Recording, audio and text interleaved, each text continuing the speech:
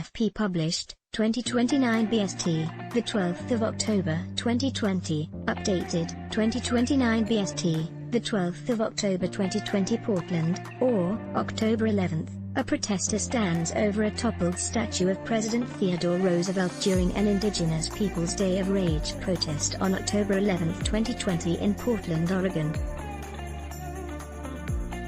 Protesters toppled two statues of former U.S. presidents in the western state of Oregon, prompting President Donald Trump to call Monday for the demonstrators to be locked up and for federal intervention. "Put these animals in jail, now," Trump said in a series of tweets after learning of the statues of Theodore Roosevelt and Abraham Lincoln being felled Sunday night. "The radical left only knows how to take advantage of very dumb leadership fools," he added. "This is Biden. Law and order." The protesters, estimated at about 300 by police, had gathered in the city of Portland, the site of almost nightly anti-racism protests for more than 4 months, for what was billed as an Indigenous Peoples Day of Rage ahead of Columbus Day on Monday. Similar protests nationwide in recent months, prompted by the death of George Floyd, an unarmed black man who died in police custody in Minneapolis, have led to statues of Confederate leaders and other U.S. presidents linked to America's history with slavery being felled. Police said the protesters in Portland on Sunday had marched to the Oregon Historical Society, where they broke windows and lobbed 3 lit flares inside the building, which caused little damage.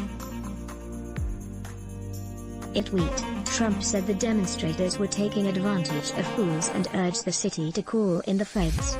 Portland Mayor Ted Wheeler denounced the violence as obscene, saying it had turned attention away from the symbolism of Columbus Day, which for Native people in the U.S. is a painful reminder of oppression. "It's unfortunate that yesterday, a group of individuals acting under what they described as the Indigenous Peoples Day of Rage, co-opted what is otherwise a peaceful opportunity for education and reflection and celebration of the achievements and accomplishments of the Native American community and instead engaged in criminal acts," Wheeler told reporters. Or, October 11th, a woman pulls a quilt from the display case inside the Oregon Historical Society during an Indigenous Peoples Day of Rage protest on October 11, 2020 in Portland, Oregon.